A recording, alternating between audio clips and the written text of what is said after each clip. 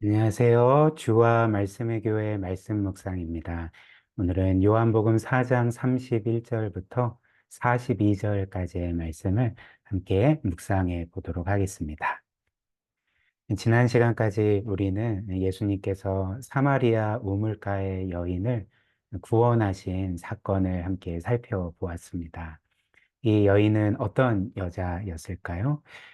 어떤 면에서 죄의 문제로 인하여서 괴로워했을 뿐만 아니라 그의 내면의 문제, 즉 어떤 것으로도 채워지지 않는 끝없는 영적인 목마름으로 괴로워했던 여자였습니다. 그리고 그 누구도 친구가 되어주지 않고 비난하고 또 정죄하던 그런 여인이 바로 이 여인이었던 거죠. 그러나 주님은 누구도 친절하게 대해주지 않고 또 친구가 대해주지 않던 모든 이들이 거의 비난하고 정죄하던 이 여인을 찾아가셨죠. 그리고 모든 사람이 이 여인을 버려도 하나님께서 그를 사랑하시고 너무나도 보배로운 보석처럼 여기시고 그를 구원하시고 받아주심을 친히 보여주셨습니다. 이렇게 하나님의 사랑을 깨달은 이 여인은 어떻게 했습니까? 그 정오에 우물가에 물을 기르러 왔다가 이제는 물동이를 버려두고 바로 동네로 가서 자신의 어떤 면에서 부끄러운 과거를 솔직하게 말하면서 이 주님이 메시아이시다, 구원자이시다라는 것을 전했던 거죠.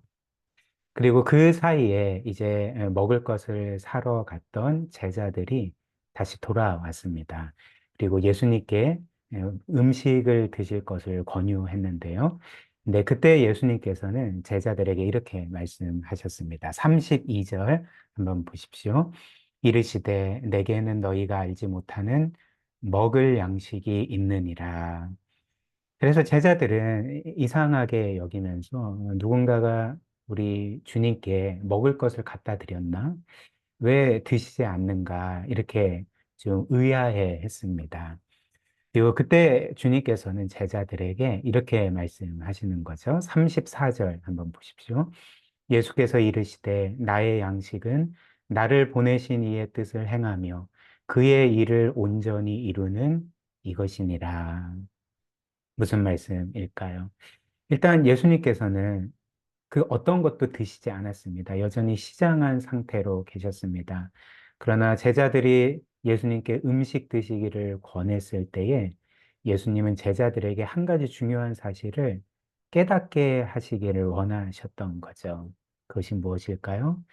우리의 인생이 이 땅에 어떤 면에서 썩어 없어질, 사라져버릴 양식으로 채워질 수 있는 존재가 아니라 우리가 그런 존재가 아니라 정말 하나님만이 또 우리가 하나님을 위해 사는 삶만이 우리의 영혼을 진정으로 채우고 진정으로 살게 한다는 것을 가르쳐 주시고자 이런 말씀을 하셨던 것입니다. 그래서 예수님은 제자들에게 이렇게 말씀을 하셨던 거죠. 얘들아, 나는 하나님의 뜻을 행하는 것에서 나의 참된 양식을 얻는다. 즉, 내가 참으로 살아갈 생명을 얻고 거기에서 참된 기쁨과 만족을 얻는단다. 그러나 사람이 이 땅에 어떤 면에서 썩어져 없어져 버릴 양식만을 얻기 위해 살면, 그리고 하나님의 뜻대로 살지 않는다면 그는 살아있으나 죽은 것과 같단다. 이렇게 말씀을 하셨던 것입니다. 그리고 예수님의 이 말씀은 정말 사실입니다. 한번 생각을 해 보십시오. 만약 한 사람이 창조주 하나님의 존재를 부정하고 그래서 이 세상과 나라는 존재가 그냥 우연히 생겨난 실존주의 철학자들이 말하는 것처럼 나는 이 세상에 그냥 우연히 던져진 존재고 따라서 나는 영원히 살 존재가 아니라 죽으면 끝나고 그래서 나의 인생에서는 이 세상이 끝이고 전부라면 그가 이 땅을 사는 동안 그 두는 삶의 목적은 무엇이겠습니까? 이 세상이 끝이고 전부니까 그의 인생의 목적은 사실 이 땅의 것들을 얻는 것 뿐이라는 거죠. 이 땅에서 사는 목적 자체가 이 땅에 있고, 이 땅의 양식, 즉, 이 땅의 것들을 얻는 것에만 있을 수밖에 없다는 것입니다. 그리고 그렇게 되면 우리에게는 죽음 너머에, 우리의 인생 너머에 영속적인 삶의 의미라는 것은 없게 되는 거죠. 왜 그렇습니까? 결국 죽으면 모든 것이 끝나고 없어져 버리고, 그리고 나도 없어지기 때문에 그렇습니다.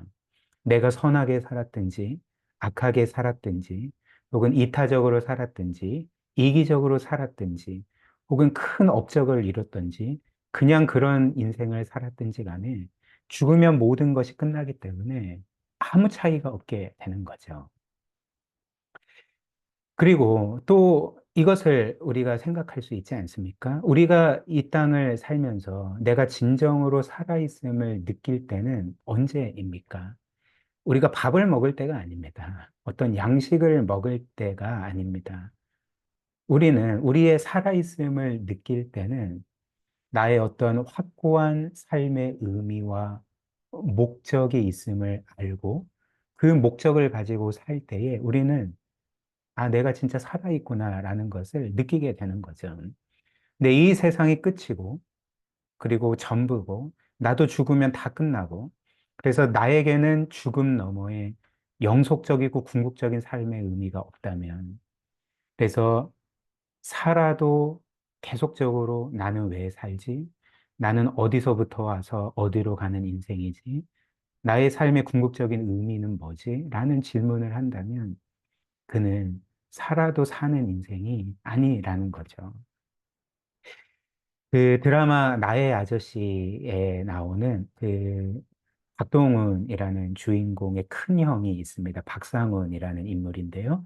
예, 그 인물이 한 말이 있습니다. 이런 말을 했습니다.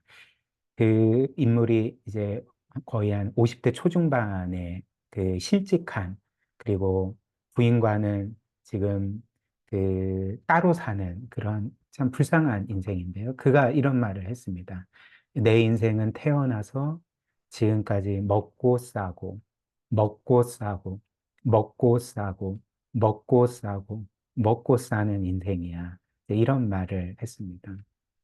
무슨 말일까요? 죽음 너머에 내가 영속적인 존재가 아니라면 죽음으로 끝나는 인생이고 그리고 나에게는 그런 그 궁극적인 삶의 의미가 없다면 그냥 나는 먹고 싸고 먹고 사는 인생일 뿐이라는 거죠. 이에 대해서 미국의 무신론 철학자이자 그 컬럼비아 대학의 철학 교수였던 그 앤드류 델방코가 이런 말을 했습니다. 한번 들어보십시오. 우리가 인생을 살아가기 위해서는 우리의 짧은 인생을 초월하는, 즉 죽음을 초월하는 어떤 목적을 상상해야지만 우리의 모든 노력과 소비가 결국 죽음을 기다리며 그저 안절부절 못하는 것에 지나지 않는다는 불안한 의심에서 벗어날 수 있다. 말이 좀 어려운데 네, 이런 말을 했습니다. 무슨 말일까요? 그러니까 쉽게 설명하면 이런 이야기입니다. 그는 무신론자였습니다. 그럼에도 불구하고 사람들이 신을 상정하지 않는다면, 즉 하나님이 없다면 우리의 인생은 죽음으로 모든 게 끝난다는 거죠. 이 세상도 태양의 폭발로 인해 언젠가는 끝나게 되고, 그로 인해서 모든 것이 끝나고 사라지고, 기억에서 사라진다는 것입니다. 그래서 우리의 인생은 죽음으로 이렇게 모든 게 끝나는 거죠. 내가 소유한 것들, 내가 이룬 것들, 내가 사랑하는 것들이나 사람들, 내가 기뻐하고 자랑했던 모든 것들이 다 끝나게 됩니다. 그리고 그때 우리의 인생의 모든 의미는 사라지게 되는 거죠. 그래서 앤드류 델방코가 말하기를 모든 사람에게는 이런 초조함이 있다고 하는 것입니다. 내가 지금까지 이루었던 것, 소유해왔던 것, 사랑하고 자랑해왔던 것, 내 삶의 소망으로 품었던 모든 것들이 죽음으로 끝날 것이라는 초조함 가운데 살지 않으려면 죽음 너머에 삶과 죽음을 초월하는 어떤 목적을 끊임없이 상상해야 된다. 이제 이렇게 말한 것입니다. 그러나 그는 무신론자였죠. 그리고 하나님을 부정한 사람입니다. 그리고 하나님을 부정하면 이 세상과 우리의 삶을 초월하는 목적이라는 것은, 의미와 목적이라는 것은 있을 수가 없는 거죠. 모든 게 죽으면 끝나는데, 태양이 폭발하면 죽는데, 무슨 우리의 삶을 초월하는 목적이 어디 있겠습니까? 드라마 나의 해방일지에서 주인공인 연미정이 이와 관련해서 또 이런 말을 합니다. 예, 들어보십시오. 91년 이전에는, 그 주인공이 91년생인 것 같습니다. 91년 이전에는 존재하지 않았고, 50년 후면 존재하지 않을 건데, 이전에도 존재했고, 이후에도 존재할 것 같은 느낌, 내가 영원할 것 같은 느낌, 그런 느낌에 시달리면서도 마음이 어디 한 군데에 한 번도 안착한 적이 없어. 이불 속에서도 불안하고, 사람들 속에서도 불안하고, 이 연미정은 죽으면 끝난다고 믿는 사람인 것 같습니다. 왜냐하면 50년 후에는 나는 존재하지 않는다, 이렇게 말하기 때문에 그런 거죠. 그런데 또 한 가지 그의 마음에 드는 느낌이 뭡니까? 그래도 나는 뭔가 영원히 존재할 것 같은 그런 그 느낌이 있어, 이렇게 말하는 거죠. 그런데 또 한편으로는 죽음으로 모든 것들이 끝난다고 생각을 하기 때문에 불안에 시달리는 것입니다. 내가 이 땅에서 뭐를 이루더라도 죽음으로 끝나버리는데 이게 무슨 의미가 있을까? 내가 영원한 존재가 아니라면 나의 삶에 무슨 의미가 있을까라는 그런 불안으로, 초조함으로 계속적으로 이불 속에서도 불안하고 사람들 속에서도 불안하다는 그런 말을 하고 있는 거죠. 사랑하는 여러분, 이것이 바로 어떤 면에서 이 세상 사람들의 삶이 아닙니까? 그러나 주님은 오늘 우리에게 참된 양식, 참된 생명은 이 땅에 썩어져 없어질 양식이 아니라 하나님의 뜻을 행하는 것이라고 말씀하셨습니다. 그리고 이는 바꿔 말하면 무슨 뜻일까요? 우리가 우리의 생명이 하나님의 뜻을 행하는 것에 있다는 말씀은 결국은 우리는 이 땅에 없어져 버릴 양식이 아니라 이 땅에 없어져 버릴 것들을 위해서 존재하는 그런 존재가 아니라 우리는 원래부터 영원하신 하나님을 위해 살게 되어 있는 존재라는 거죠. 연미정의 그 느낌처럼 우리는 실제로 영원히 존재할 존재라는 것입니다. 그리고 우리의 인생이 죽음으로 끝나지 아니하고 영원하신 하나님을 위해 존재하게끔 창조되었다는 사실만큼 우리의 삶에 영속적인 의미를 제공하는 게 과연 있겠습니까? 혹은 나를 참되게 살게 만드는 것이 이보다 더 큰 것이 있겠습니까? 그럴 수가 없는 거죠. 그래서 성경은 이렇게 말합니다. 우리의 창조의 목적이 바로 영원하신 하나님을 위해 사는 것이라고 말하는 거죠. 골로새서 1장 16절, 만물이 그에게서 창조되되, 여기에서 그는 성자 하나님 예수 그리스도이십니다. 우리의 창조주이시죠. 만물이 다 그에게서 창조되되, 하늘과 땅에서 보이는 것들과 보이지 않는 것들과 혹은 왕권들이나 주권들이나 통치자들이나 권세들이나 만물이 다 그로 말미암고 그를 위하여 창조되었다. 우리는 결국은 사라져버릴 이 땅을 위해서 존재하는 인생이 아닙니다.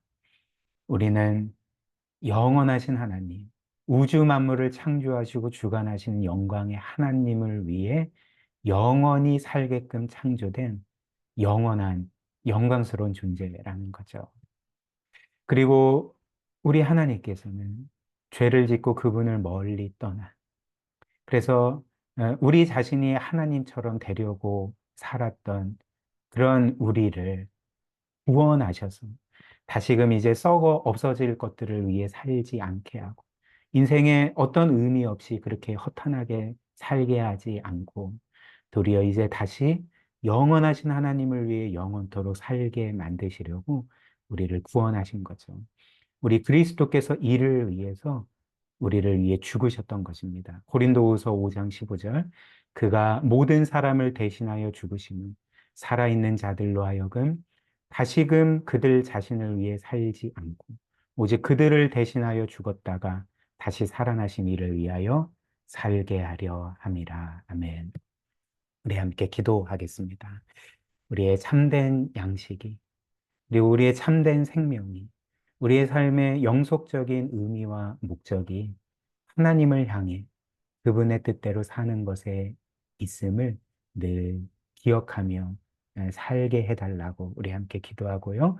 그래서 이 땅에 터진 웅덩이와 같은 그런 썩어 없어질 것들에 우리의 생명을 찾지 않고 거기에서 생수를 얻으려고 하지 않고 영생하도록 솟아나는 샘물의 근원이신 우리 하나님과 그리스도께로 늘 나아가도록 그분 안에서 참된 안식을 누리도록 그분을 위해 살도록 우리 그런 은혜 달라고 그런 믿음의 삶 살게 해달라고 함께 기도하도록 하겠습니다.